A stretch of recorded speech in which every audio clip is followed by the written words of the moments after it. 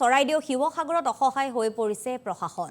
বিধ্বস্ত জিলা দুখনত বানাক্ৰান্তক সহায়ৰ বাবে নাই পৰ্যাপ্ত সুবিধা আৰু অধিক উদ্ধাৰকাৰী দল সাহায্য সামগ্ৰী প্ৰয়োজন জিলা দুখনত। বান পৰিস্থিতিৰ সৈতে মোকাবিলা কৰিবলৈ প্ৰশাসনৰ নাই পৰ্যাপ্ত আন্তঃগাঁথনি। সহায়ৰ বাবে সীমিত বিষয়া কৰ্মচাৰী জোৱানৰ প্ৰয়োজন আৰু আন জিলাসমূহৰ পৰা বিষয়া কৰ্মচাৰী প্ৰেৰণ কৰিবলৈ আহ্বান জনাইছে অখিল গগৈয়ে। অচল হৈ পৰিছে জিলা দুখনৰ দুৰ্যোগ প্ৰশমন বিভাগ। মুখ্যমন্ত্ৰীক আৰু অধিক লোক প্ৰেৰণ কৰাৰ বাবে আহ্বান জনালে বিধায়ক অখিল গগৈয়ে। যিহেতু বৰ্তমানেও অপৰিৱৰ্তিত বান পৰিস্থিতি সময়ৰ লগে লগে অধিক জটিল হৈ পৰিছে উজনিৰ বান পৰিস্থিতি। বিশেষকৈ তিনিখন জিলাত বানে লৈছে সংহাৰী ৰূপ। তাৰ মাজতে চৰাইদেউ আৰু শিৱসাগৰত অসহায় হৈ পৰিছে প্ৰশাসনৰ লোক।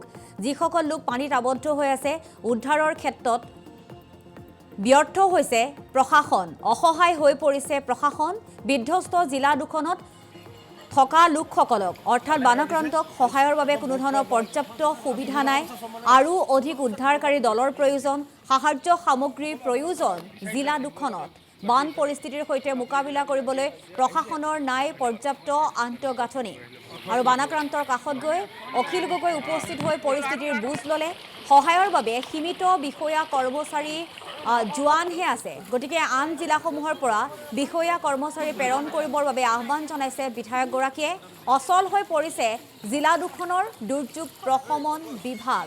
মুখ্যমন্ত্ৰীলৈ আহ্বান, অধিক লোক প্ৰেৰণ কৰাৰ বাবে আহ্বান জনাইছে বিধায়কগৰাকীয়ে। আমি সেই দৃশ্য দেখুৱাইছোঁ। বানাক্ৰান্তৰ কাষত গৈ উপস্থিত হৈছে বিধায়ক অখিল গগৈ।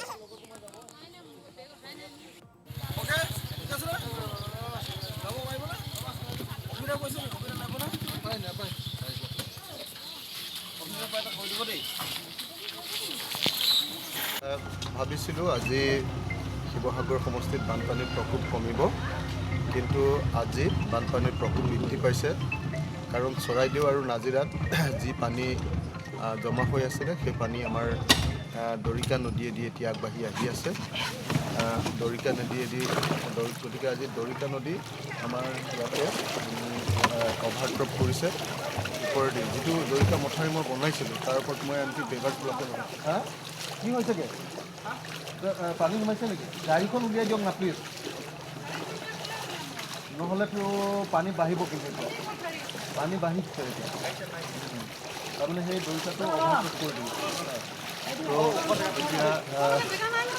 এতিয়া এনেকুৱা পৰিস্থিতি হৈছে যে মানুহৰ আকস্মিকভাৱে পানী বাঢ়ি অহাৰ কাৰণে ৰাতি মানুহে নিজৰ গাড়ীবিলাক উলিয়াব পৰা নাই, নিজৰ ঘৰৰ একো আচবাব উলিয়াব পৰা নাই। এতিয়া মানুহ আপোনালোকে নিশ্চয় দেখিছে যে এইফালৰ পৰা গাঁও অঞ্চলৰ পৰা শিৱসাগৰ নগৰলৈ মানুহবিলাক ওলাই আহি আছে। কোনোবাই লগত গাহৰি এটাকে লগত লৈ আহিছে, কোনোবাই নিজৰ ল'ৰা ছোৱালীবিলাক তুলি লৈ আহিছে। পৰিস্থিতি খুব বেয়া।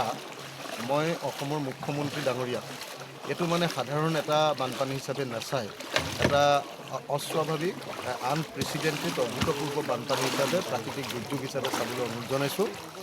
আমাক কালিৰ দিনটোলৈকে অকল 5খন মাত্ৰ নাও দিছিলে, আজি কেইখনমান বাঢ়িছে বাৰু, কিন্তু ইমান কম নাৱেৰে আমাৰ শিৱসাগৰত ৰেস্কিউ অভিযান চলোৱাটো সম্ভৱপৰ নহয়, উদ্ধাৰ অভিযান চলোৱাটো সম্ভৱপৰ নহয়।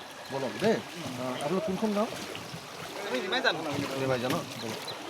অঁ বাইদেউ আহিলে দিয়ক, লাহে লাহে গুচাব দেই। তো নিমাই জানো নে ক'ৰ? কোনখন গাঁৱৰ আপোনাৰ? ঘৰ ডুবিছে ন? তো এতিয়া মানুহবিলাকৰ মন চন খুব বেয়া, খুব খঙত আছে মানুহবিলাক, দেখিছে। তো এনেকুৱা পৰিস্থিতিত মই অসমৰ মুখ্যমন্ত্ৰী ডাঙৰীয়াক অনুৰোধ জনাইছোঁ যাতে কামখিনি আগবঢ়াবৰ কাৰণে অতি সোনকালে